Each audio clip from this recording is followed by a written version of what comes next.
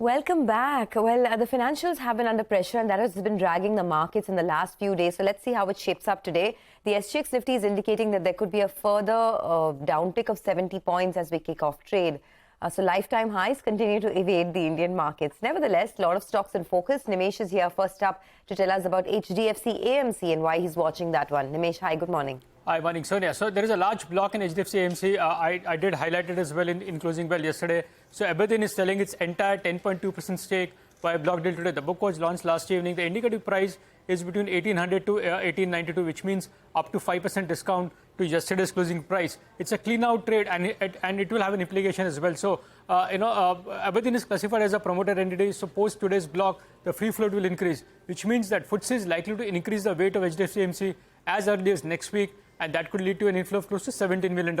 The bigger thing is the MSCI inclusion. Remember, the stock is out of the MSCI. That inclusion may take some more time, and analysts believe that MSCI inclusion is unlikely before the August review. So, big deal, Aberdeen selling its entire 10.2% stake by a block deal, and it can happen at a 5% discount. So, that's the reason why HDFC AMC could open in the red today.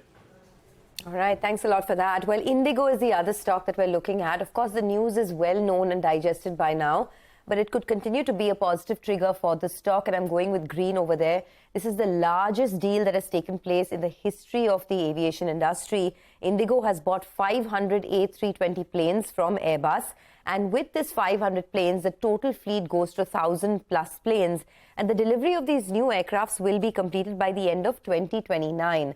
Now, the earlier, the earlier largest deal was when Air India bought those Airbuses, but now IndiGo has gone ahead and superseded that deal as well with 500 planes bought from Airbus. Now, IndiGo is looking to further expand its international operations with this particular purchase. If you look at it in the last 5 years, from 2018 to 2022, the international business has grown at a compounded growth rate of 25%. The number of passengers, international passengers in 2018, for example, was 2.8 million. That has risen to almost 8.5 million in 2022, which is a 25% growth rate, and they're looking to grow that further. But a lot of this perhaps could be in the price as well, because the stock has rallied quite a bit. It's up almost 60% in the last 1 year. A lot of brokerages have raised their target price as well. Citi has a target price of 2,900. Morgan Stanley maintains an overweight with a target price of 3,126. And there is the Gangwal stake as well that, the 5-month lock-in ends in mid-July. So all eyes will be on that as well. But I'm going with green today. All right. So we'll keep an eye. But let's move on to HDFC, which has got news flow as well. Aether is here to tell us what. Aether, morning.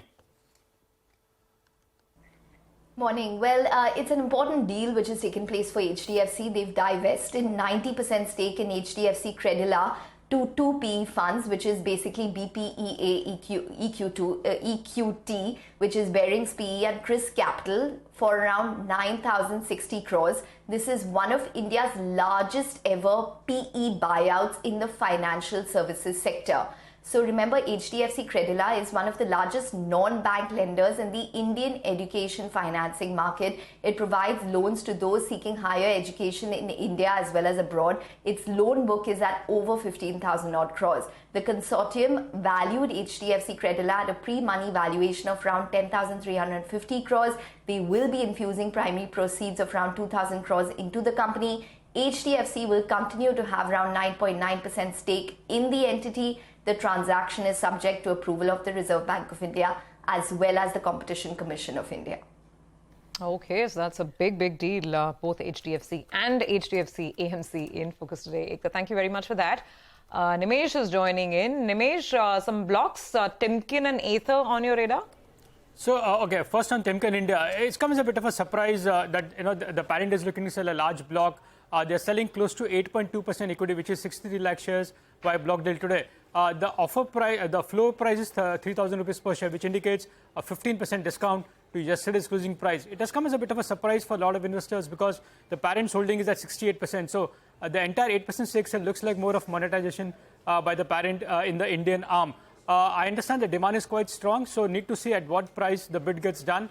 But to start with, the stock can open in the red, largely because it's a large block and at a discount of close to 14%. The floor price suggests a 14% discount to yesterday's closing price. Remember, even Timken was part of my charter by Dill Street Charter last week. Okay, even more reason for all of our viewers to tune into the Deal Street chatter that happens at 3 p.m., right? 3 p.m. every afternoon. Just after 3 o'clock. Of course, Nimesh has all the buzz and all the news in the market. But we're not done with the blocks. I think you're also looking at Aether Industries, Nimesh? That's right. In Aether Industries, Surabhi, it's not a block, but it's a QIP launch. The book was launched last evening. The company is looking to raise close to 750 crores. So the dilution is close to 6.2%. The issue price is at 936, which means a 6.5% discount to yesterday's closing price. The document very clearly suggests that the proceeds of this entire 750 crores will be used for capex, working capital, and for general corporate purpose. But Aether could start in the red because they're raising money via QIP and at a 6.5% discount to yesterday's closing price. All right, thanks a lot for that. Well, there are some more stocks that are in the news this morning, and Vivek has the lowdown for us. Vivek, over to you.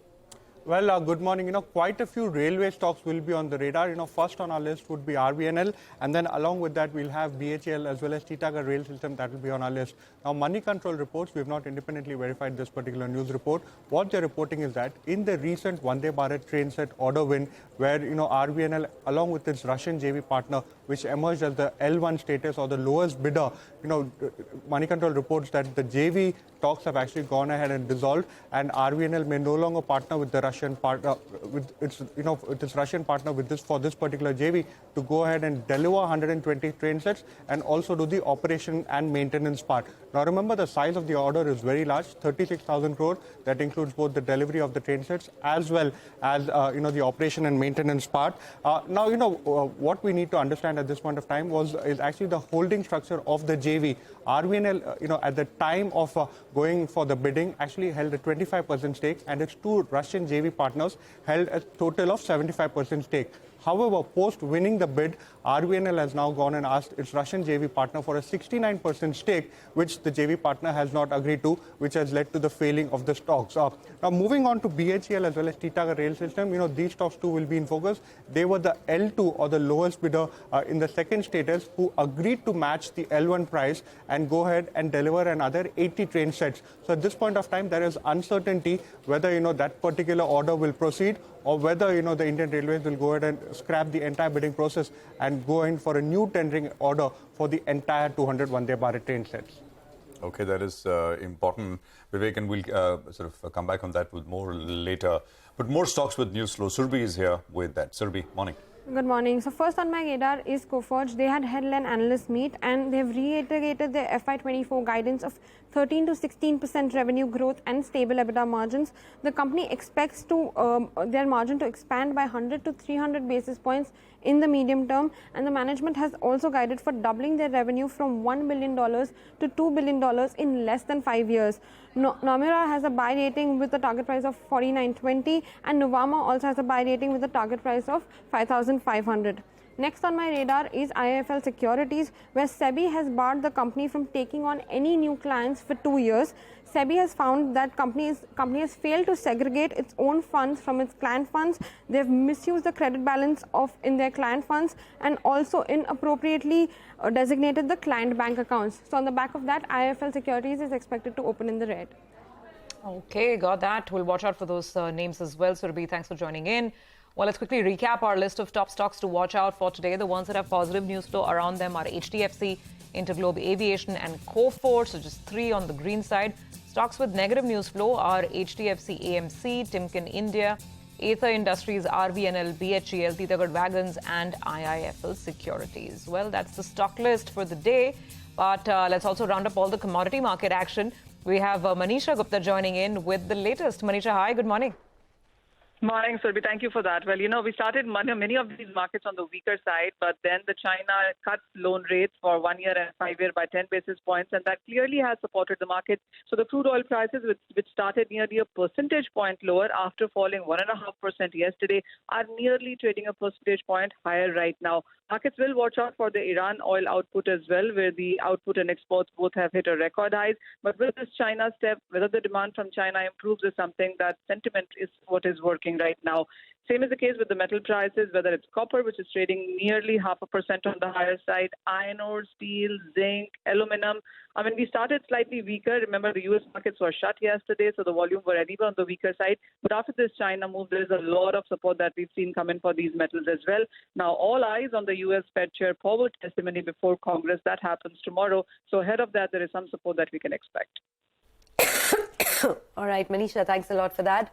Well, let's go across to Vivek now. He has a list of all the brokerages that are in focus this morning. Vivek, over to you. Well, good morning. A couple of stocks to keep on your radar. Some positive brokerage notes coming in. First on our list is ICICI Lombard. CLSA today has come out with a note on the company. Number one, they've maintained their buy stance and they've gone ahead and raised the target price and also increased the valuation multiple that they were ascribing to ICICI Lombard. Now, what they're saying is that ICICI Lombard is growing faster than the industry in all of the segments, barring, the motor segment. In fact, the health segment has been growing the fastest, and this has been on a high base, which is why CLSA believes that there is more scope for an up move. Now, what they're saying is that the suppressed profitability as well as new accounting methodology is something where they're awaiting more clarity on, and they're also awaiting clarity on the magnitude on the ROE expansion. Now, despite that, they've gone ahead and raised the target multiple from a 26.5 times earlier to now 28 times. The other stock to keep on your radar, Bank of Baroda. Remember, this particular stock hit a 1 lakh crore market cap yesterday, and JP Morgan has come out with a note on the company. They've maintained their overweight stance. What they're saying is that market share for Bank of Baroda is something that is continuously improving. They're also saying retail loan growth is something at this point of time is even faster than its private peers, and the company has now come up with a unique model that is attracting talent from private banks. Asset quality has steadily improved for the company, and what they're saying is that there is further scope for improvement in ROAs, given the fact that the company still has significant levers on NIMs, costs, as well as provisions. On the back of that, they believe that even value crystallization as far as subsidiary is concerned could be an additional positive trigger. All right, thanks very much, Vivek, for that. So lots to discuss, but that's the list of stocks that we are tracking, and we'll discuss with Amisha Vora as well. She's our guest on the program a little late after a quick break, Chairperson and Managing Director at Aether. So conversation with her on some of these stocks and, of course, her ideas. A little after that, we'll have the management of MTAR Technologies to discuss business outlook. Stay tuned. Both those conversations lined up.